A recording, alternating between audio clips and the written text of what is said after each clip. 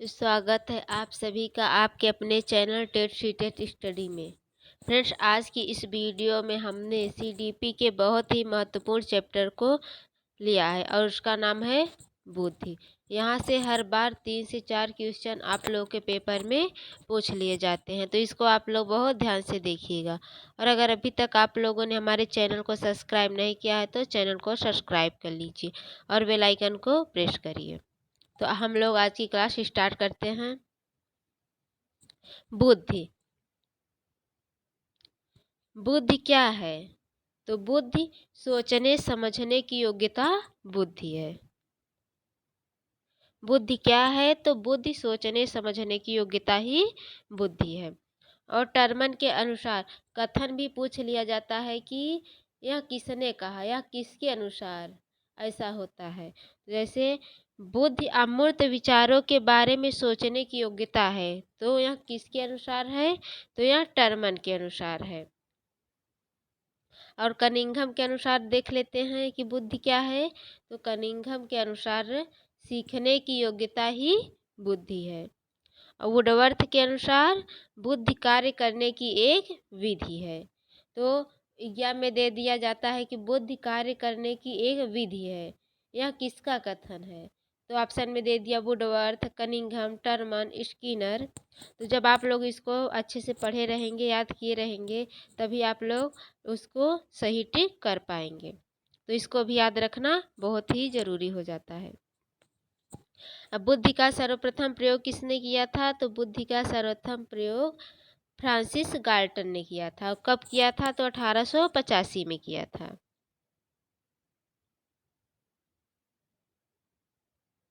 बुद्धि क्या है? विभिन्न प्रकार की योग्यता ही बुद्धि है। और बुद्धि कैसी होती है? तो बुद्धि अमूर्त है। ऑप्शन में दे दिया जाता है कि बुद्धि होती है या बुद्धि कैसी है। अमूर्त है, मूर्त है, सामाजिक है। तो वहाँ पे अमूर्त को सही टिक करना है, क्योंकि जो बुद्धि होती है वो अमूर्त होती है। समस्या को हल करने की क्षमता वह गुण जिसके पास अधिक होगा वह अधिक बुद्धि वाला है, और जिसके पास किसी समस्या को हल करने की कम क्षमता है वह कम बुद्धि वाला होगा।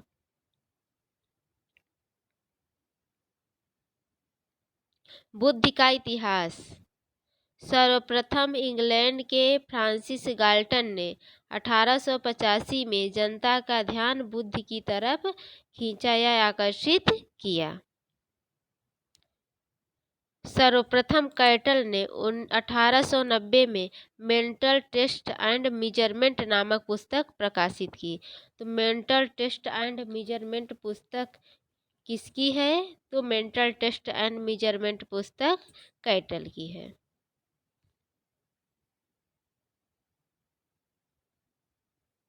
बुद्धि की विशेषताएं देखते हैं। बुद्धि जन्मजात शक्ति व योग्यता है। बुद्धि एक विकासशील एवं परिवर्तन योग्यता है। बुद्धि पर वंशानुक्रम व वातावरण दोनों का प्रभाव पड़ता है। बुद्धि आयु एवं परिस्थितियों के अनुसार बदलती रहती है। उचित प्रकार से उत्तर देना, तर्क वितर्क करना, चिंतन कल्पना आदि योग्यता ही बुद्धि है, और सीखने की योग्यता ही बुद्धि है। प्रत्येक वातावरण में समायोजन स्थापित करने की योग्यता ही बुद्धि है। ये सभी बुद्धि की विशेषताएं हैं। अमूर्त विचारों के बारे में चिंतन करने की योग्यता ही बुद्धि है। अब बुद्धि के प्रकार देखते हैं। थार्नाडाइक व गेरेट के अनुसार बुद्धि 3 प्रकार की होती है। पहली है सामाजिक बुद्धि, दूसरी अमूर्त बुद्धि, तीसरी सामाजिक बुद्धि।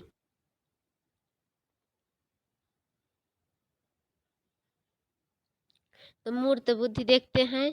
इसे गायक या यांत्रिक भी कहते हैं। इस बुद्धि का संबंध यंत्रों व मशीनों से होता है।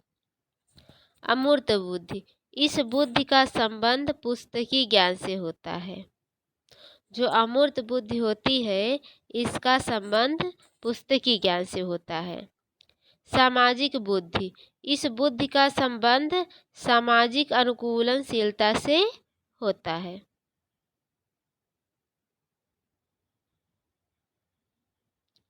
बुद्धि के सिद्धांत, पहला है एक तत्व सिद्धांत।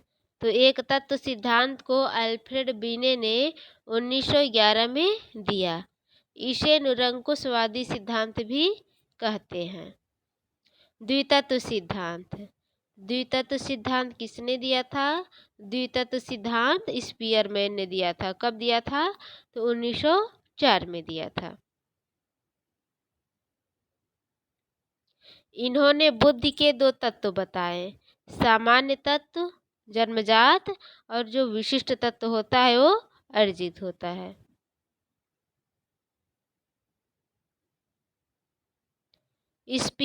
बाद में स्पीयरमैन ने एक तत्व समूह जोड़ दिया और उनका जो सिद्धांत था वह त्रितत्व सिद्धांत कहलाया।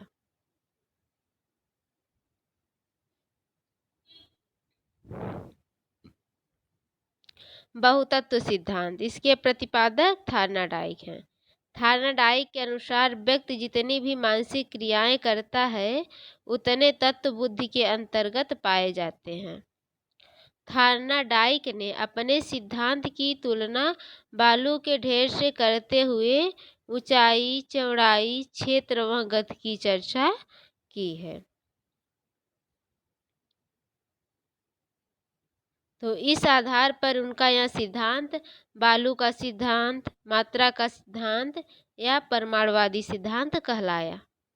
अगर पूछ ले जाए बालू का सिद्धांत किसने दिया था तो थॉर्नडाइक ने, मात्रा का सिद्धांत किसने दिया था तो थॉर्नडाइक, और परमाणुवादी सिद्धांत किसने दिया था तो भी थॉर्नडाइक। समूह तत्व सिद्धांत के प्रवर्तक थर्स्टन थे। इनकी पुस्तक का नाम प्राइमरी मेंटल एबिलिटी है, प्राथमिक मानसिक योग्यताएं।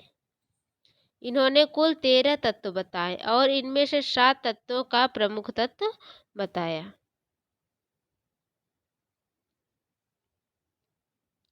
अन्य सिद्धांत देखते हैं, बहुत ही महत्वपूर्ण है क्योंकि पूछ लिया जाता है कि किस सिद्धांत को किसने प्रतिपादित किया था।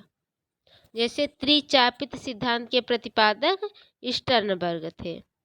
तरल ठोस बुद्धि सिद्धांत के प्रतिपादक कैटल।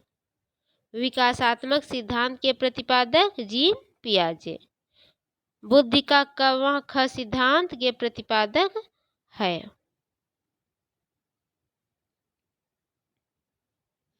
अब पदानुक्रमित सिद्धांत के प्रतिपादक बर्नर।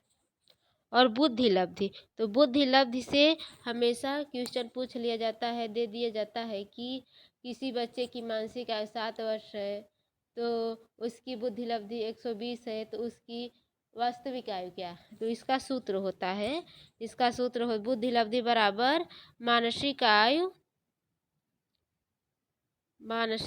बटे वास्तविक आयु गुणते 100 होता है। तो यह सूत्र बहुत ही महत्वपूर्ण है क्योंकि कभी कभी क्वेश्चन में ही दे दिया जाता है कि बुद्धि लब्धि का सही सूत्र क्या है। तो इसका सूत्र याद रखना बहुत जरूरी है, मानसिक आय बटे वास्तविक आय गुणते 100। फ्रेंड्स, अगर आप लोग को हमारी वीडियो अच्छी लगी हो तो हमारी वीडियो को लाइक करिए और अपने दोस्तों तक इसको ज़रूर शेयर करिए और हमारे चैनल को सब्सक्राइब करिए।